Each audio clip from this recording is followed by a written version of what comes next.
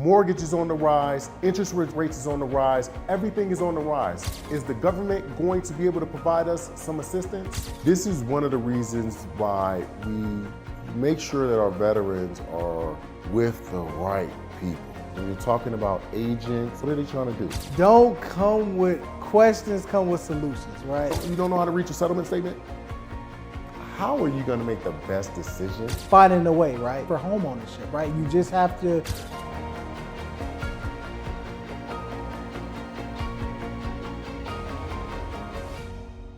Here on the Prepare to Compete podcast today, we're going to be talking about veterans housing affordability. Is it possible? Is it not possible? Are we going to receive some help soon or aid? I want to make sure that we talk about these things and find out how can we afford property. Okay, we deserve it. We have served our country. We need to use the VA home loan benefit, but how can we be able to utilize the VA home loan benefit if we can't afford our monthly payments? Mortgage is on the rise, interest rates is on the rise, HOAs are on the rise, taxes on the rise, everything is on the rise. Is the government going to be able to provide us some assistance? You'll find out here now on the Prepare to Compete podcast. The financial industry. So when we're talking about the financial industry, you guys, though transparency should always be key, though it is key, you can be as transparent as you want, but you don't know what you're looking at. If you don't know how to read your actual settlement statement, right? You don't know how to read your settlement statement. How are you going to make the best decision? Mm-hmm. Who are going over with you? Who's going over your actual loan estimate with you? Because again, receiving that letter that you're pre-approved for $550,000, you're excited. Absolutely. You're ecstatic.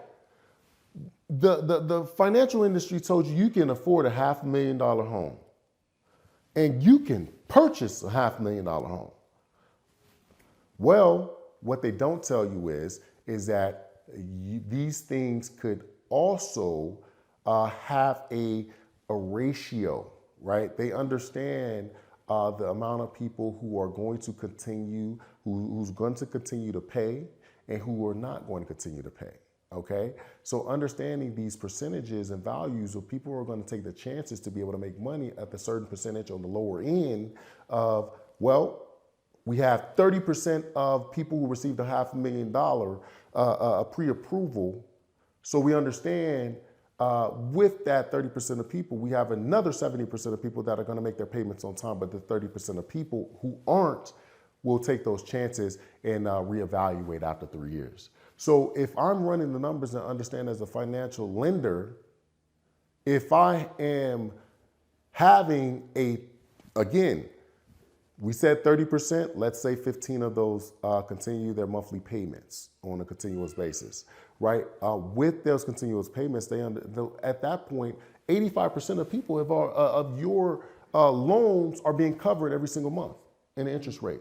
But now you have to also understand that they are reselling these loans, okay? So when they're reselling the loans, it puts you particularly are protected and stay and remain the same, but the lender themselves have repurposed and resold your loan back to the government.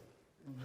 Because again, first-time home buyers, as a first-time home buyer, majority of people are going into just a few different loan products. It's only a few. It's not too many. Most people aren't, again, you have to be a veteran to be a VA loan product. Right, yeah, and then even just beyond the typical product, right, they're all going into pretty much conforming loans, right, which can be sold back to the government. And that's the ideal kind of gold standard of what they want to get homeowners into so that they can ultimately sell. So 9 times out of 10, that young lady was under a FHA loan, right? With the FHA loan at that point, it could be repurposed. So now the lender, if at any point in time that you're going to foreclose or what have you, at that point, the lender is covered, So I say all that to say, just in regards to this video, to be educated on what you're receiving from a financial lender. Okay, don't be too excited and looking at the money that you're going to receive, or again, it's not money. It's a piece of paper that's saying that you can approve to say you can or you cannot afford. You know what you can afford. Absolutely. So now let me ask you something based on that, right? So, of course, with the VA loan, there's no down payment requirement, right? FHA loan, 3.5%. And oftentimes there's programs for both VA borrowers and also FHA borrowers for down payment assistance programs, right? That you can utilize for either down payment or closing costs. So now in doing that, a lot of times people don't have those reserves, right? Because those government programs don't necessarily require it. And they're so encouraged to purchase a home that they may not necessarily be in a strong financial position just based off the fact that they don't have any reserve funds, in case something happens or in case their payment goes up and they're buying at the top of their budget. So, what are some things that they should sort of, I guess, look at? We're talking about ratios and different things as far as that purchase box, right? So if you're approved for 500,000, do you have a certain rule of saying, hey, should you be looking at homes maybe at 400 or 450? Like, how should our veterans out there really kind of position themselves when they're looking at housing and trying to see what's actually going to be manageable for them? Yeah, great question. So when we're talking about that, what a personal, sentiment would be is it depends, right? Because every household is different, every financial obligations are different. However, I will say and I will urge, if at any point in time, it varies also amongst markets, right? But identifiably, when we're talking about you're spending, if you're spending 60% of your actual monthly take home for that property, you better want to have that property forever. Because when we're talking about 60% of your monthly income, which again, you have states like, markets, I'm not going to say states, because again, you have like the San Diego market. The San Diego market is the influx on a year-over-year basis for, again, affordability and housing has gotten almost unattainable for the average active duty veteran that lives there. For the average, again, we understand most veterans aren't average and most active duty members aren't average, so you always make a way. However, it's unattainable, even with basic allowance for housing. It's very hard. So the rule of thumb, I would say again, at any point in time, if you're over your budget is 60%, you really need to reconsider and really come up with a plan of action on how you're going to be able to pay for that property. Because at that point, if you don't have any additional income that's going to be coming in over the period of time, it's going to 9 times out of 10, it's going to be unaffordable for you, and you're going to wind up either selling that property or losing that property. Got it. So now, when you say 60%, you're saying a 60% total debt to income? 60% debt to income for their personal finances. Okay. So if you're utilizing 60% of your take-home money to pay your actual mortgage, that it becomes a problem. But most people are. Most people are. Yeah. But I mean, again, like you just kind of talked about the resiliency of veterans and active duty members kind of finding a way, right? Always finding a way.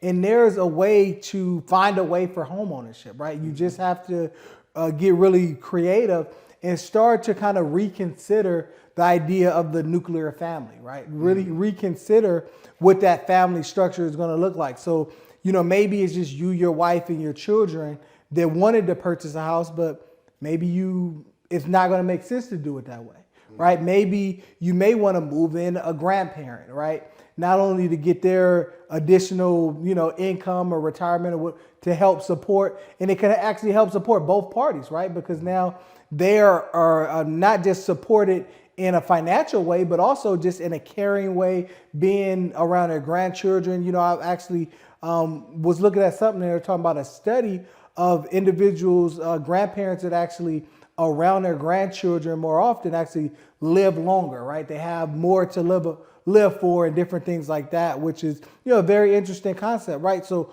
why not look at like, okay, well, how can I make this more affordable? Now, because when we think about in the 1950s and 60s, and we watch a lot of these, kind of older movies, you'll see the grandparents living in a home, right? You'll see that, and it was for more reasons than one, right? That probably happened, and maybe we have to start getting into that a little bit more. Maybe the children, when they turn 18, instead of saying, hey, you have to leave, they could stay in a home a little bit longer. Obviously, a lot of them are going to be working and contributing income to the property, different things of that nature. It's like you have a lot of different ways to get affordability in your housing situation. So we have to start looking at outside of the box ideas. So let's take a few steps back to understand.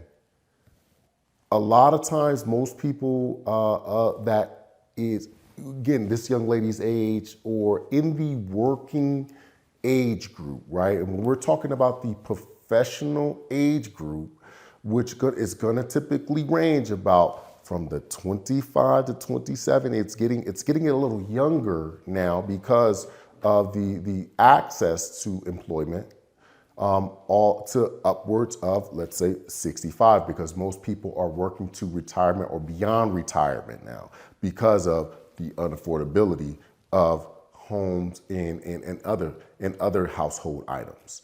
So if you would want an aspect of the grandparent around for children, if you do have children, right?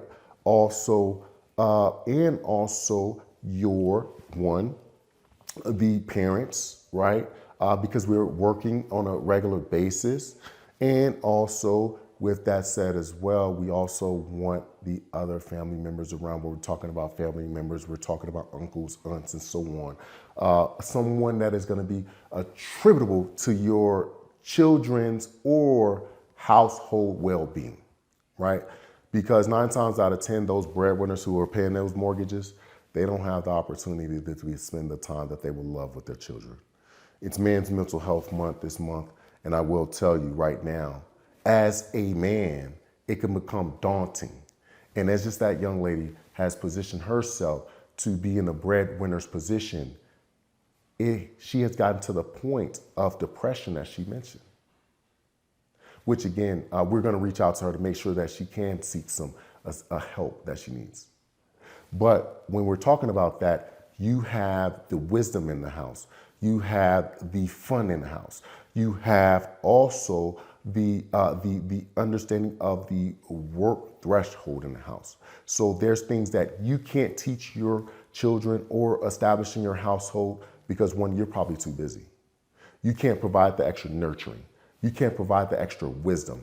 There's something that your parents has probably taught you and instilled in you that it is repetitively instilled, okay? It is instilled in you. But to verbally, to try to regurgitate it and verbalize that and put it in your children, there's more things that you have forgotten, okay, to be able to instill into your children or your household that your parents have.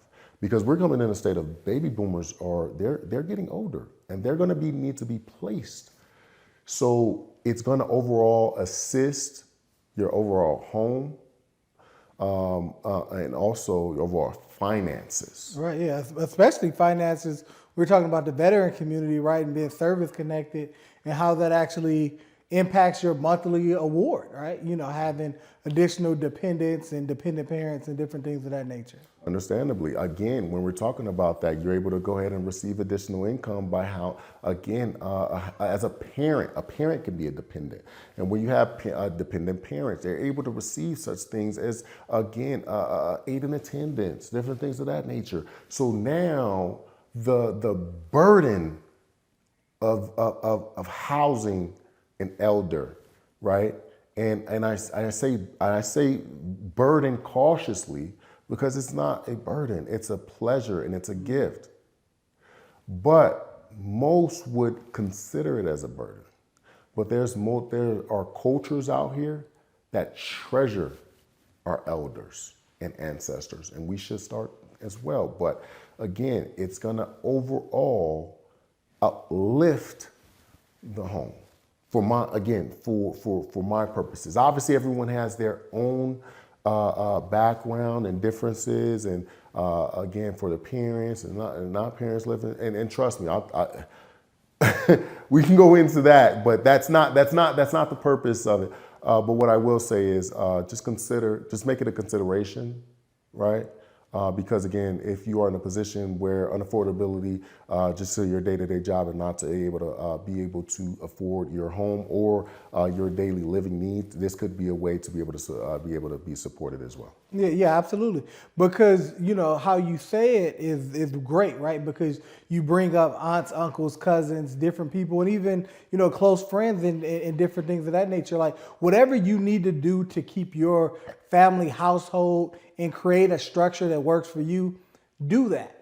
Don't think, oh, I'm too old to have roommates, or I'm too old to do this, or I'm too old to do this. It's like they're making homes now with in-law suites, and they're making 3-story homes where you can literally divide it up into almost like 2 separate families and different things of that nature.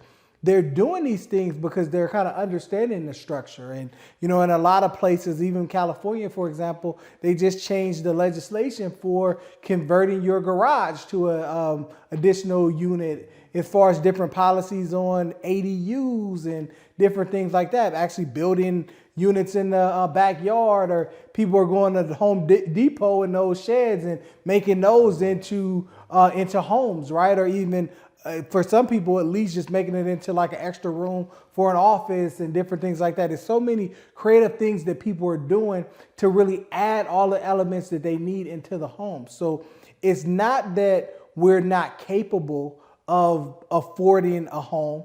We just have to really think and look at our unique situation and what's going to work for us, and really outline that and set that as an achievable goal there.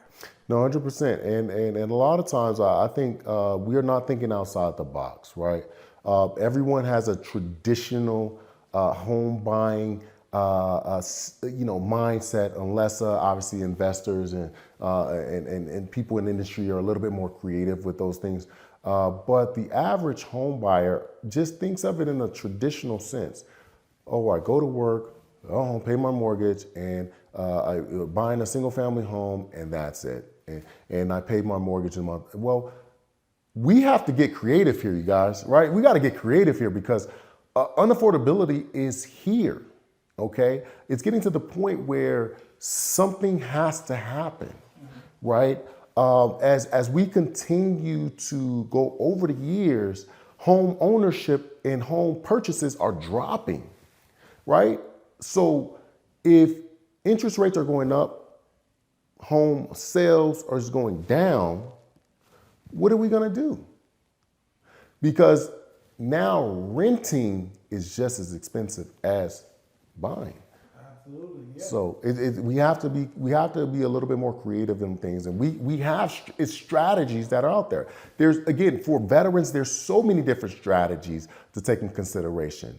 VA assumable loans, absolutely. Assumables.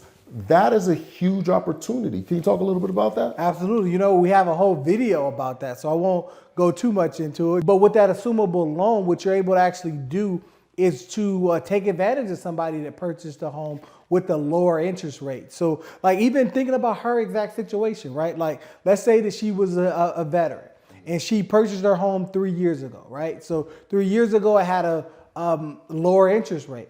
She might be looking to get out of her property right now based on her situation. Maybe she wants to move to a different area, or maybe just based on the unaffordability she's experiencing. She would have a very difficult time selling that home, because the equity in that home, she doesn't have a lot of it, right? Because the prices of 3 years ago and today, and when you incorporate closing costs, isn't that much of a difference, right? Let's say her home was, she bought it for $300, it might be worth $340 now, right? But when you look at closing costs and things, she might end up being underwater.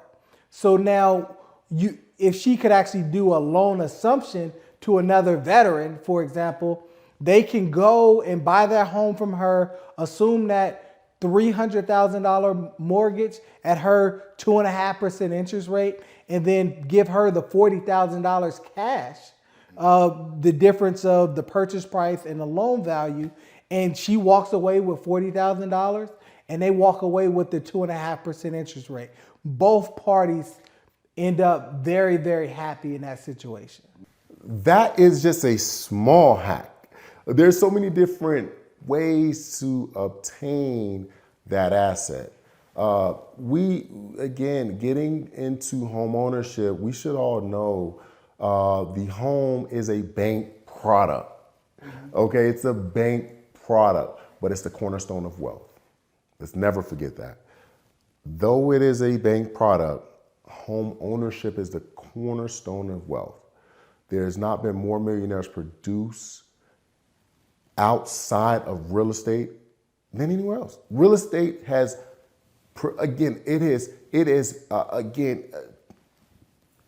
rapidly has garnered the lower class, middle class very quickly through home ownership. And the government knows that. That's why these government programs are enacted. But what I will say is this, is that there are multiple different ways to be able to obtain, but you have to be flexible.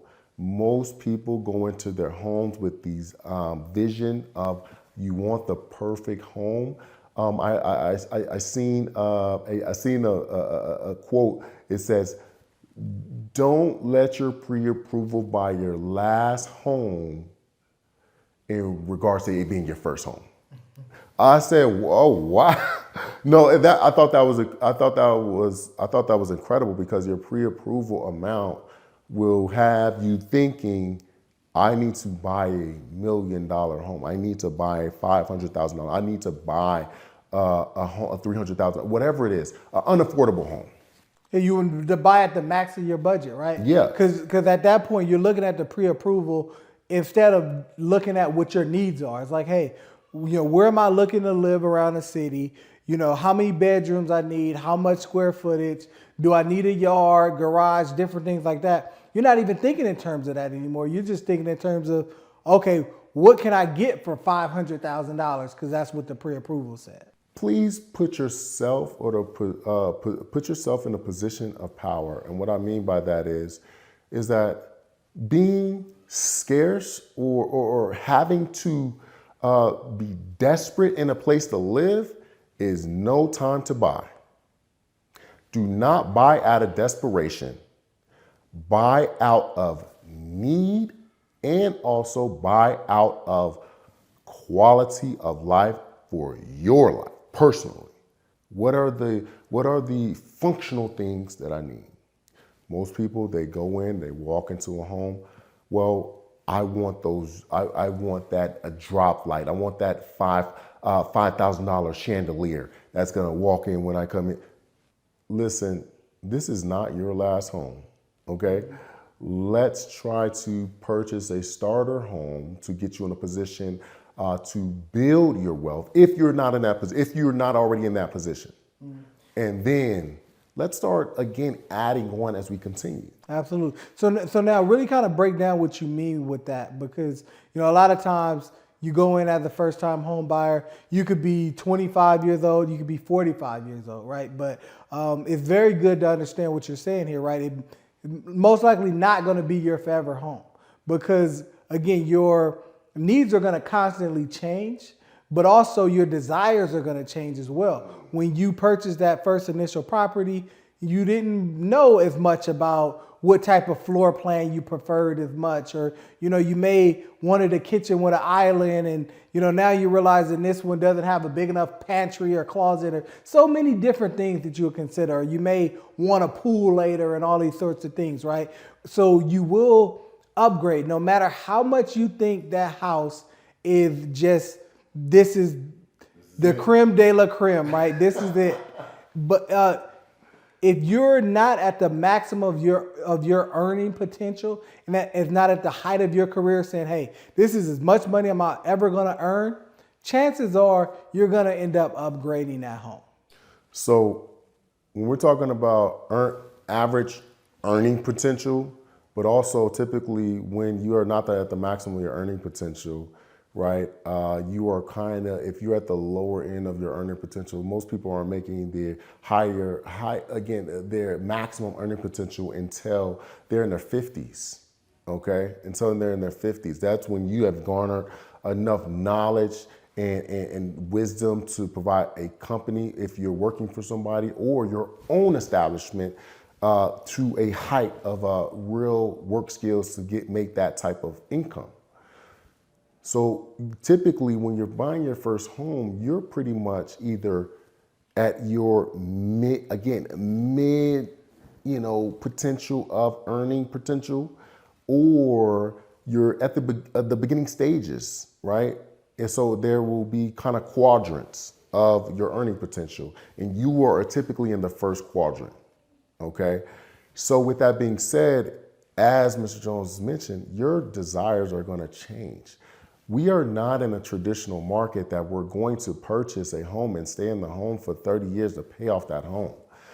That isn't even that's not the strategy that is in place for financial gain at this moment.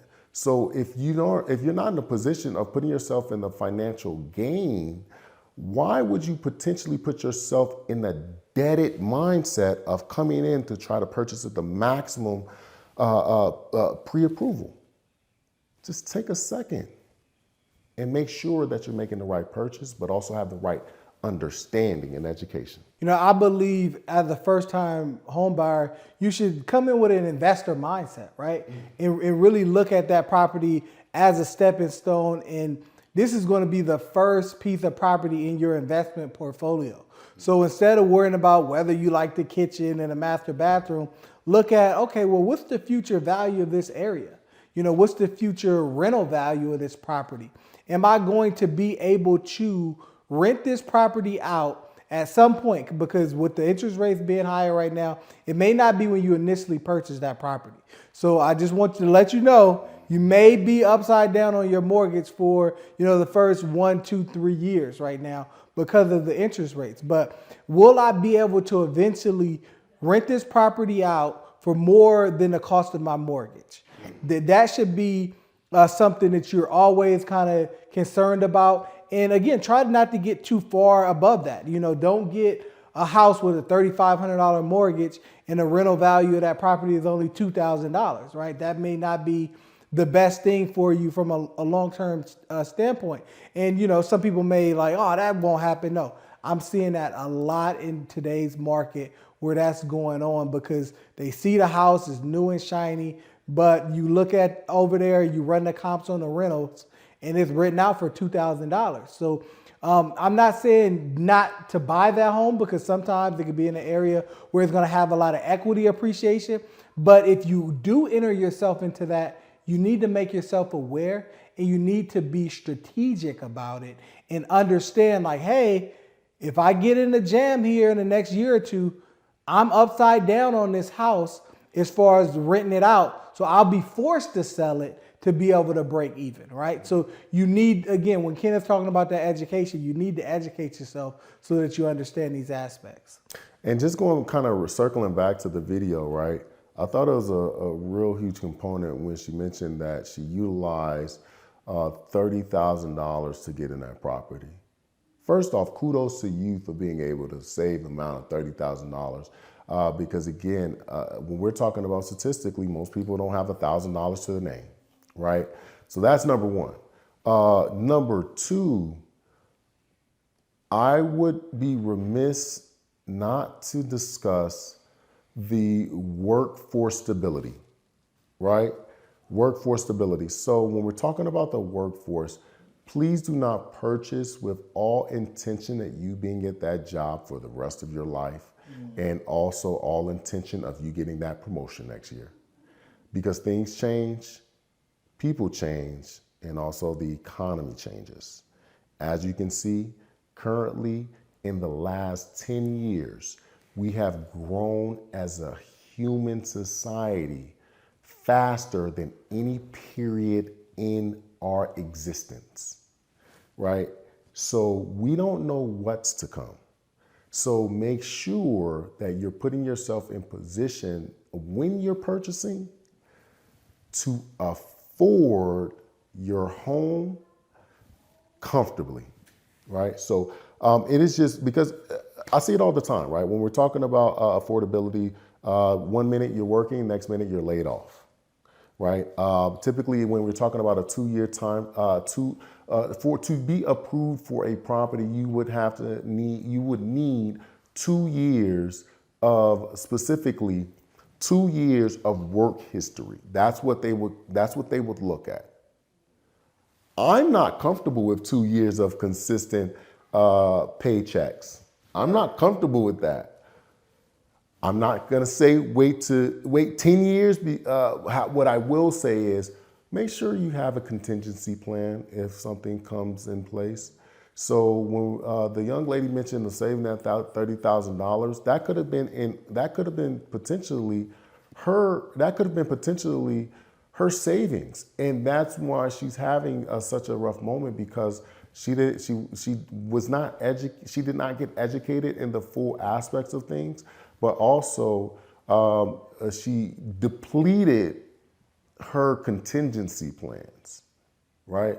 So with that being said, make sure that we have some type of contingency to be able to get out of this jam. I mean, at the end of the day, she always can sell. Right. We always can sell. Yeah, she can always sell. So then, kind of to sum it up, and, she posed this question, and, if you were in front of her, or if a veteran came to you and said this, I want to know how you would actually reply to the comment of buying my home was my biggest mistake.